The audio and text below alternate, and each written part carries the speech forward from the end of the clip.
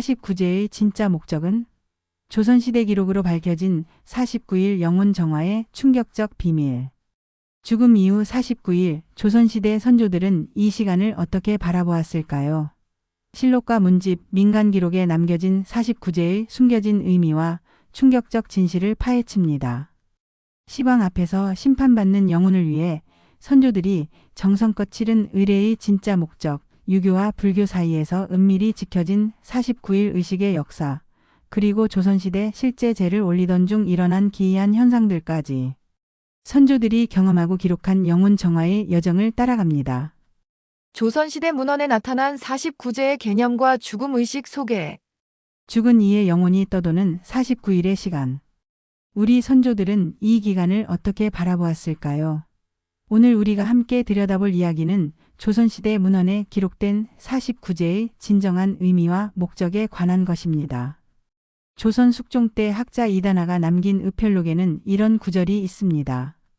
사람이 죽으면 그 혼백이 바로 떠나지 못하고 49일간 이승과 저승 사이에 머문다. 이때 혼백이 헤매지 않도록 등불을 밝히고 제를 올려 길을 인도해야 하나니 조선시대 사람들에게 49일은 단순한 시간이 아닌 영혼이 이승에서 저승으로 넘어가는 중요한 전환점이었습니다. 49제는 불교에서 유래했지만 조선시대에 이르러 우리 고유의 민간 신앙과 결합하여 독특한 형태로 발전했습니다. 조선 중기의 문신 이식은 자신의 문집 택당선생집에서 이렇게 적고 있습니다. 부모님의 49제를 지낼 때 불가의 의식을 따르면서도 육아의 정성을 더하였다. 불교의 화려함보다는 마음의 정성이 중요하다 생각하였기 때문이다. 조선 왕조실록과 문집, 비문 등 다양한 기록에 따르면 49제는 죽은 날로부터 7일마다 총 7번에 걸쳐 진행되었습니다. 이는 우연이 아닌 영혼이 저승에서 겪는 심판 과정과 정확히 일치했습니다. 조선 후기 실학자 이익은 성호사설에서 이렇게 설명합니다. 망자는 죽은 날로부터 7일마다 다른 저승왕 앞에 서서 총 10번의 심판을 받는다. 그중 7번은 49일 안에 이루어지니 이때 제를 올리는 것이 망자에게 도움이 된다. 망자의 혼령이 49일 동안 어떤 여정을 겪는지에 대해서는 조선시대 민간에서 널리 퍼진 구체적인 믿음이 있었습니다. 18세기 후반 이덕무의 청장관전서에는 이런 기록이 있습니다. 망자의 영혼은 처음 7일간 혼미한 상태에 있다가 점차 자신이 죽었음을 깨닫게 된다.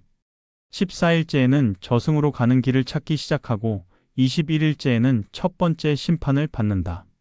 이후 28일, 35일, 42일, 49일에 차례로 심판을 받게 되니 이때마다 정성스러운 제를 올려 영혼을 도와야 한다.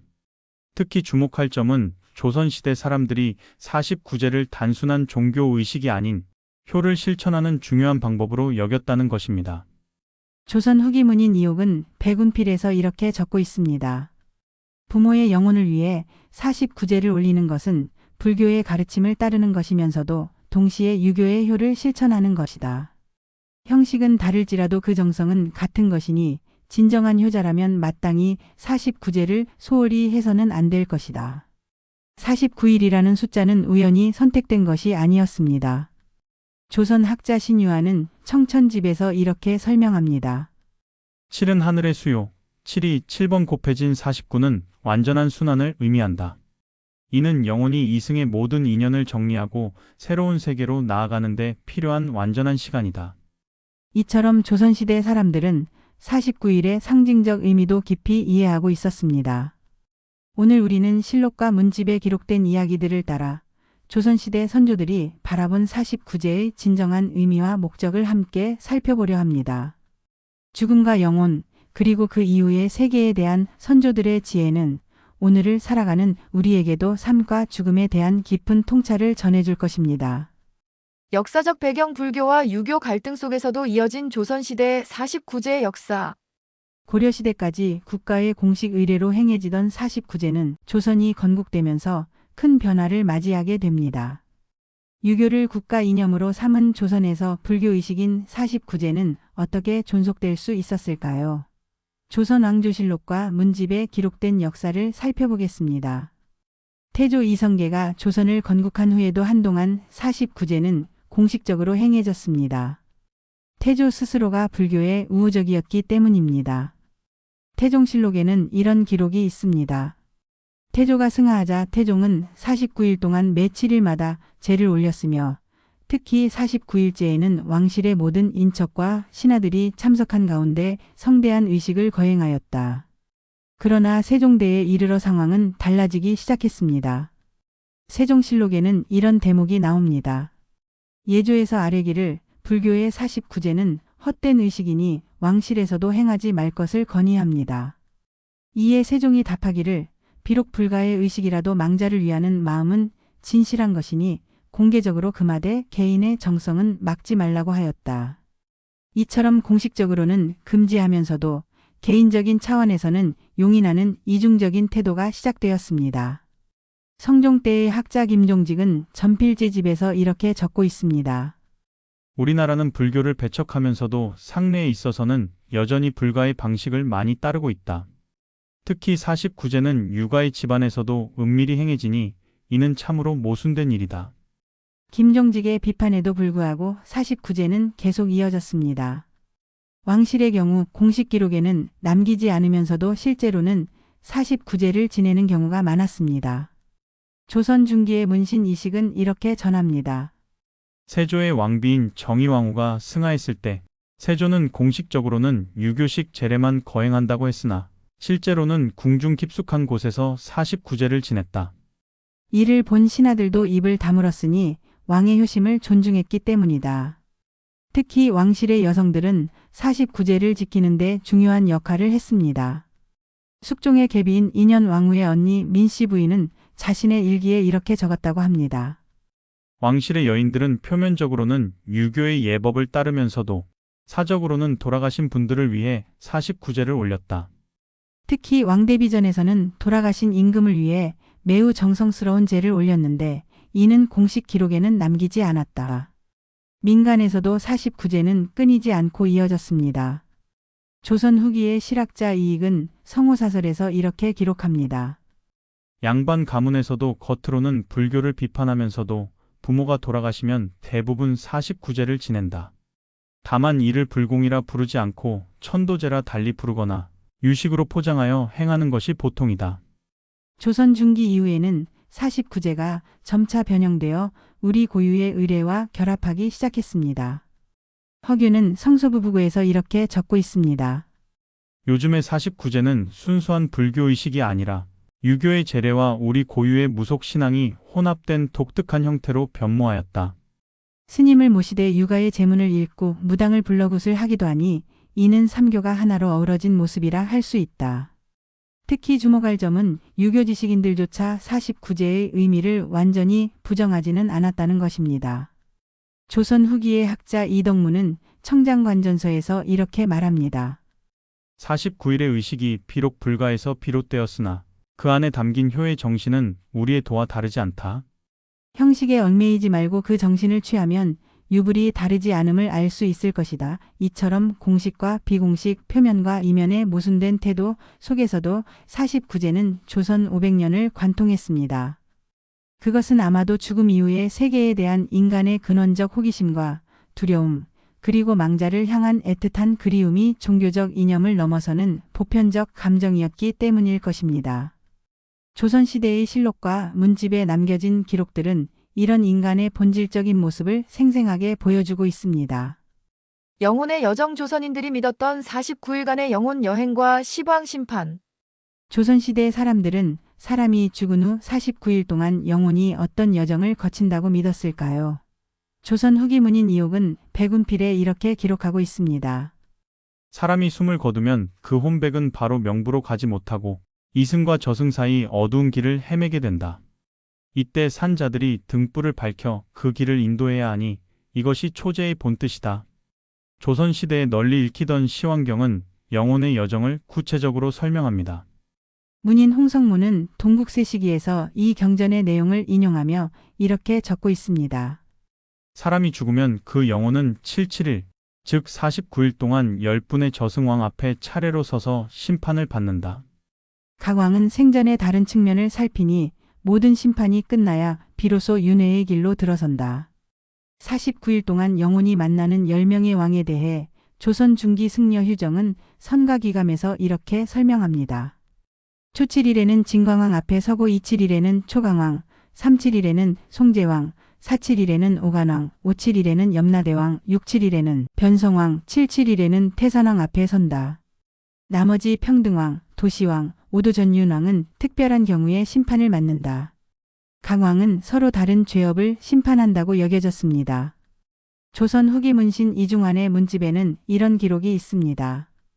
진광왕은 살생의 죄를, 초강왕은 도둑질의 죄를, 송제왕은 음란의 죄를, 오관왕은 거짓말의 죄를, 염라대왕은 모든 악업을, 변성왕은 인륜을 저버린 죄를, 태산왕은 효도를 다하지 않은 죄를 각각 심판한다.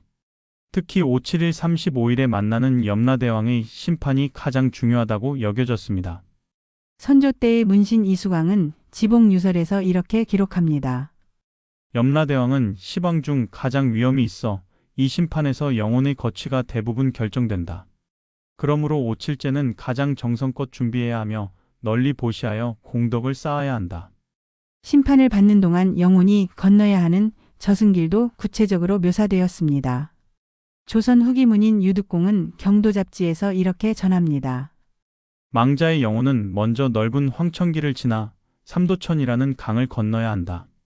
이 강에는 다리가 3개 있으니 선업을 많이 쌓은 이는 금교를, 선악이 반반인 이는 은교를, 악업이 많은 이는 석교를 건너게 된다. 이 여정에서 산 자들이 올리는 49제는 영혼을 위한 실질적인 도움이 된다고 믿어졌습니다.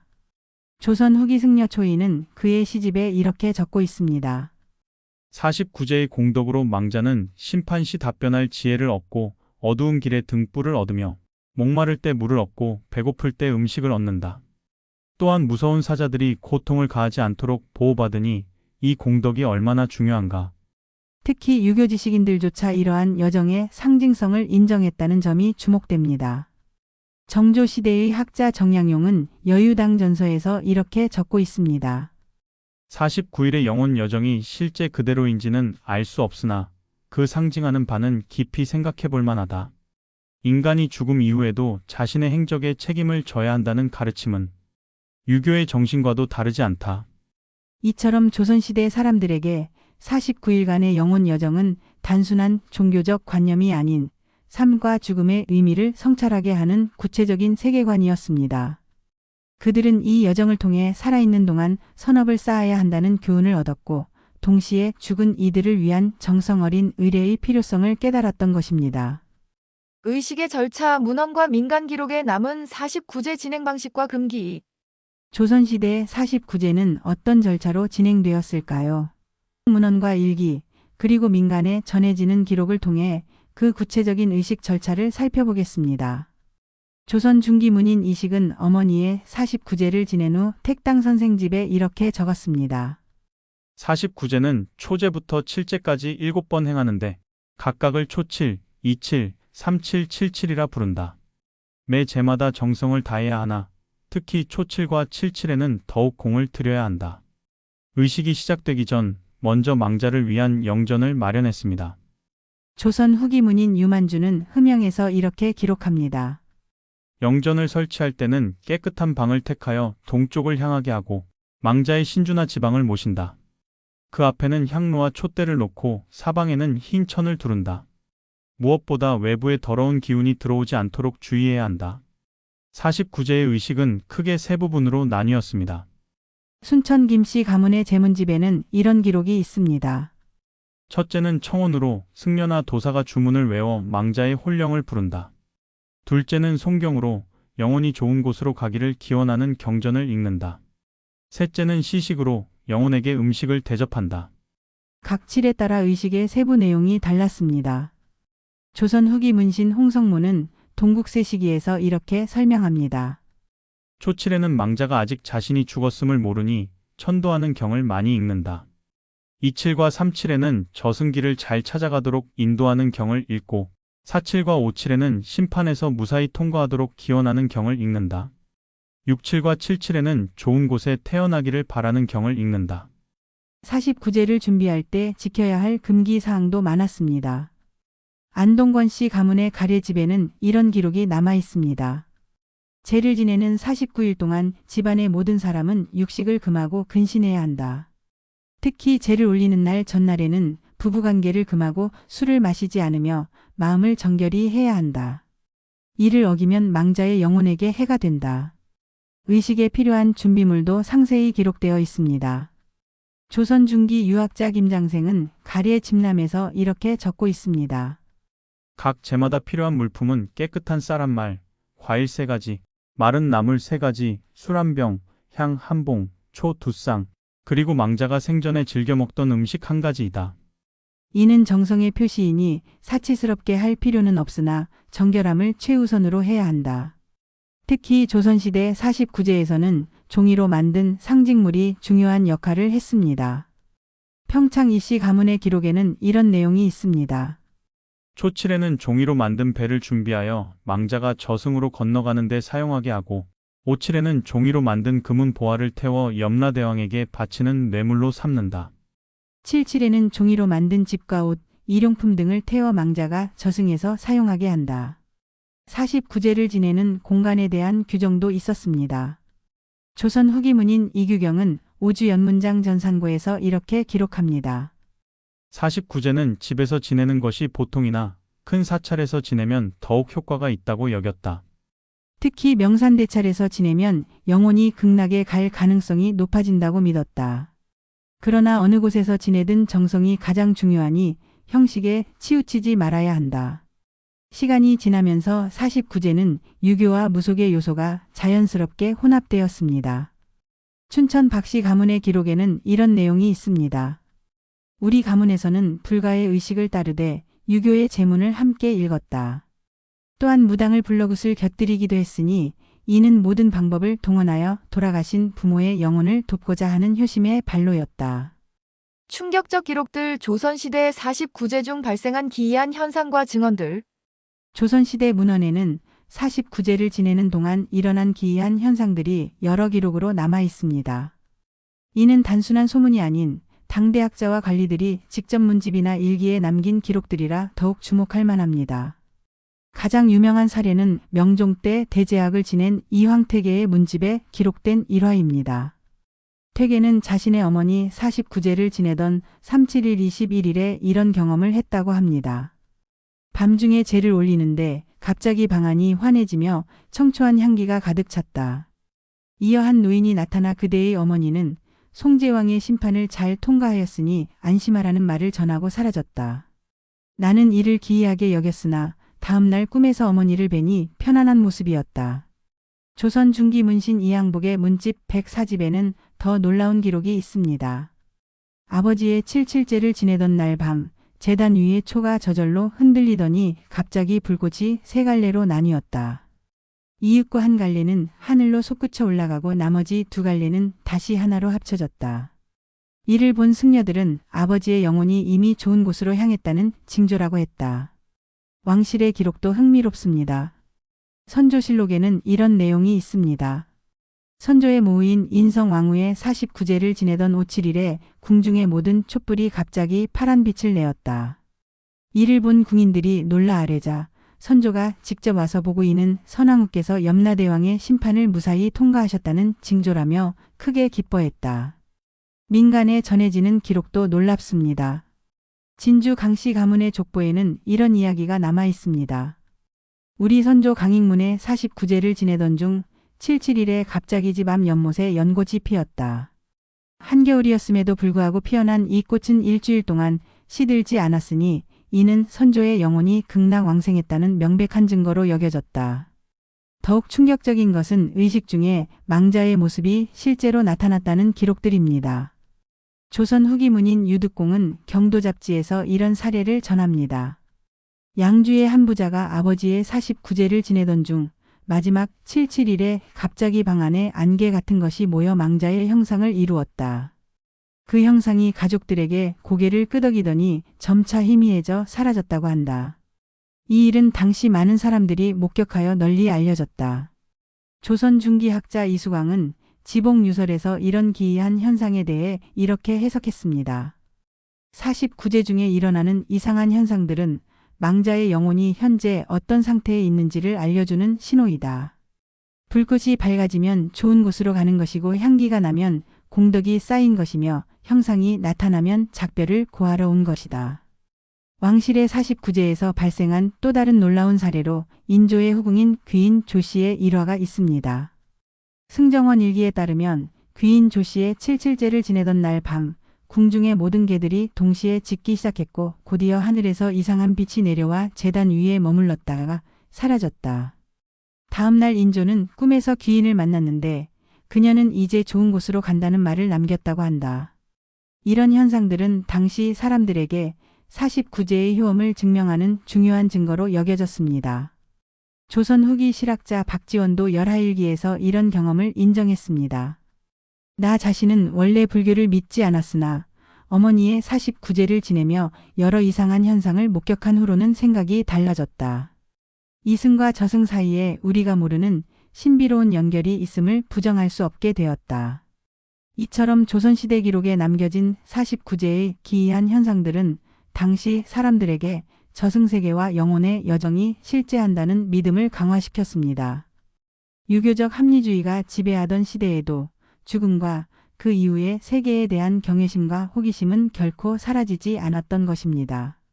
사례 연구 왕실과 사대부가에서 기록된 구체적 49제 사례와 영험한 일화. 조선시대 왕실과 사대부가에서 실제로 행해진 49제의 구체적 사례를 살펴보겠습니다. 실록과 개인 문집에 남겨진 기록들은 49제가 어떻게 진행되었는지 그리고 어떤 결과가 있었는지 생생히 보여줍니다.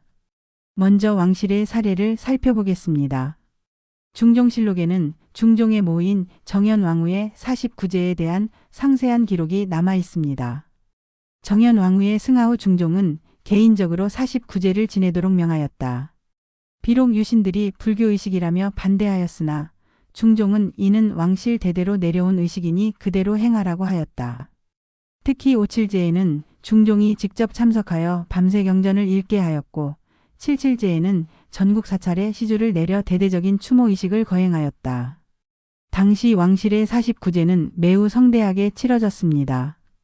명종 때 기록된 중동일기에는 이런 내용이 있습니다. 데뷔전의 57제에는 내전과 외전의 모든 관리가 참석하였고 108명의 승려가 49일 동안 윤번으로 경을 읽었다. 매 제마다 쌀 49석, 배 49피를 시주하였으며 특히 77제에는 108명의 승려에게 각각 가사를 새로 마련해 하사하였다. 왕실에서는 49제의 효험을 크게 믿었던 것으로 보입니다. 인조실록에는 이런 일화가 남아 있습니다. 소현세자의 77제를 마친 날 밤 인조는 꿈에서 세자를 만났다. 세자는 49제의 공덕으로 좋은 곳에 태어났으니 너무 슬퍼하지 마시라고 말했다. 인조는 이 꿈을 크게 기뻐하며 추가로 사찰에 시주를 내렸다. 사대부가의 49제 기록도 풍부합니다. 조선 중기문인 송익필은 그의 문집 구봉집에서 아버지의 49제를 이렇게 기록했습니다.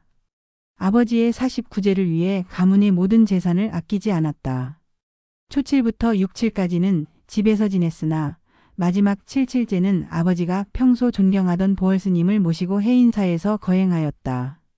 이때 사찰 주변에 이상한 구름이 모여들더니 제가 끝나자마자 비가 내렸다.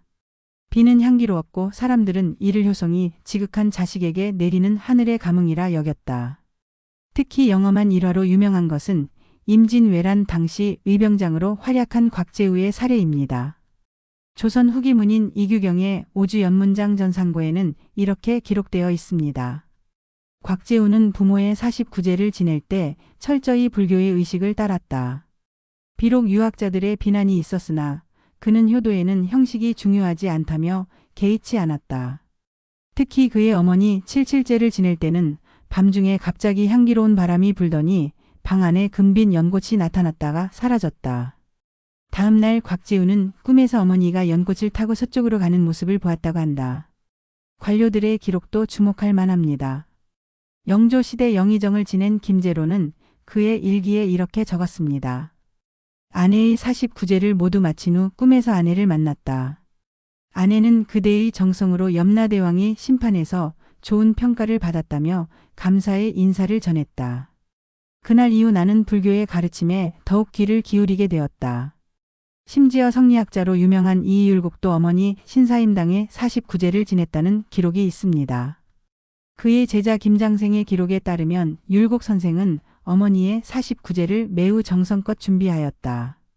비록 외부에는 알리지 않았으나 매 7일마다 승려를 불러 경을 읽게 하였고 가난한 이들에게 보시를 행하였다. 특히 77제에는 어머니가 평소 좋아하시던 금강경을 108번 독송케 하였다. 이처럼 조선시대의 49제는 공식적인 이념과는 별개로 죽은 이를 위한 지극한 정성의 표현이었습니다. 왕실부터 사대부 그리고 일반 백성에 이르기까지 49제의 의례는 망자를 위한 마지막 배려이자 산자의 마음을 위로하는 중요한 과정이었던 것입니다. 49제를 통해 본 조선시대 선조들의 죽음관과 의례의 지혜.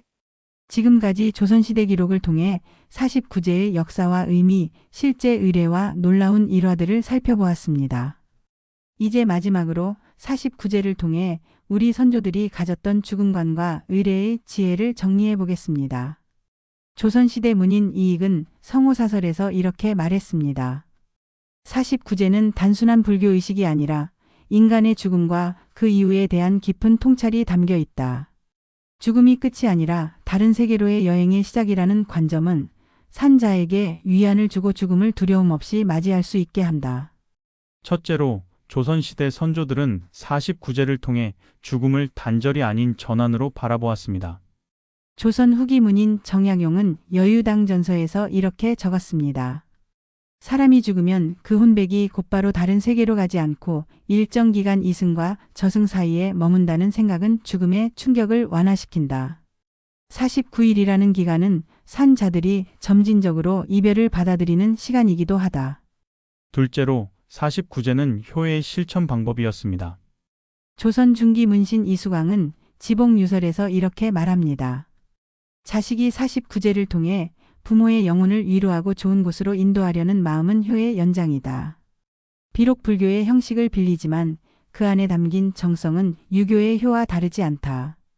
형식보다 중요한 것은 마음의 정성이니 49제를 지내는 것은 효자의 도리이다. 셋째로 49제는 공동체적 애도의 의례였습니다. 조선 후기 홍성모는 동국세 시기에서 이렇게 기록합니다. 49제는 가족만의 의례가 아니라 친지와 이웃이 함께하는 공동체적 애도의 장이다. 망자를 함께 추모함으로써 산자들은 슬픔을 나누고 서로를 위로하며 삶의 의미를 되새긴다. 이것이 우리 민족의 아름다운 전통이다. 넷째로 49제는 삶과 죽음의 통합적 이해를 보여줍니다. 조선 후기 문인 이덕무는 청장관전서에서 이렇게 말합니다. 49제의 가르침은 결국 현세에서의 바른 삶의 중요성으로 귀결된다. 저승의 심판은 이승에서의 행적에 달려 있으니 선행을 쌓고 덕을 베풀며 살아야 한다는 교훈을 준다. 이는 유교의 가르침과도 일맥상통한다. 다섯째로 49제는 치유와 회복의 지혜를 담고 있습니다. 조선 중기 문신 허균은 성소부부고에서 이렇게 적었습니다. 사랑하는 이를 잃은 슬픔은 한순간에 치유되지 않는다. 49일의 기간은 슬픔을 점차 수용하고 상실을 인정하며 마침내 새로운 삶으로 나아가는 데 필요한 시간이다. 우리 선조들은 이 과정의 중요성을 알았기에 49제라는 지혜로운 의례를 만들었다. 마지막으로 49제는 시공간을 초월한 연결의 의미를 갖습니다. 조선 후기 실학자 박재관은 북학의에서 이렇게 말했습니다. 49제를 통해 우리는 과거와 현재, 이승과 저승, 조상과 후손이 모두 연결되어 있음을 경험한다. 이 연결감은 인간에게 깊은 위안과 소속감을 준다. 홀로 존재하는 것이 아니라 더 큰 흐름의 일부라는 인식이야말로 49제가 주는 가장 큰 가르침이다. 조선시대 선조들에게 49제는 단순한 종교의식을 넘어 삶과 죽음에 대한 지혜, 인간관계의 소중함, 그리고 존재의 연속성에 대한 깊은 통찰을 담고 있었습니다. 형식과 이념의 갈등을 넘어 그들은 49제를 통해 죽음의 의미를 성찰하고 산자와 죽은 자 모두를 위한 정성 어린 배려를 표현했던 것입니다. 오늘날 우리가 조선시대의 49제 기록을 돌아보는 것은 단순히 과거의 풍습을 알아보는 차원을 넘어 우리 안에 면면이 이어져 온 영혼에 대한 관심과 죽음을 대하는 지혜를 재발견하는 여정이라 할 수 있을 것입니다. 오늘 49제의 진짜 목적은 조선시대 기록으로 밝혀진 49일 영혼 정화의 충격적 비밀이라는 주제로 조선시대 문헌과 기록에 나타난 49제의 역사와 의미를 함께 살펴보았습니다. 불교와 유교 갈등 속에서도 면면이 이어져 온 49제의 전통과 그 안에 담긴 선조들의 지혜를 느끼셨나요? 여러분 중에는 직접 49제를 경험하신 분들도 계실 것입니다. 우리의 전통 문화는 이렇게 함께 기억하고 공유할 때 더욱 생생히 이어질 수 있을 것입니다. 다음 영상에서는 죽은 왕이 살아 돌아왔다. 조선실록에 기록된 충격적 환생 사건이라는 주제로 찾아뵙겠습니다. 이 영상이 도움이 되셨다면 좋아요와 구독하기 버튼을 눌러주세요. 알림 설정도 해두시면 다음 영상이 업로드될 때 바로 소식을 받아보실 수 있습니다. 또한 부모님이나 조부모님께 이 이야기를 들려드리면 어떨까요? 우리의 전통 의례에 담긴 의미를 함께 나누는 소중한 대화의 시간이 될 수 있을 것입니다. 특히 어르신들은 49제에 관한 더 많은 이야기와 경험을 들려주실 수 있을 겁니다. 다음 이야기에서 다시 만나 뵙겠습니다. 여러분의 하루가 평안하시길 바랍니다. 감사합니다.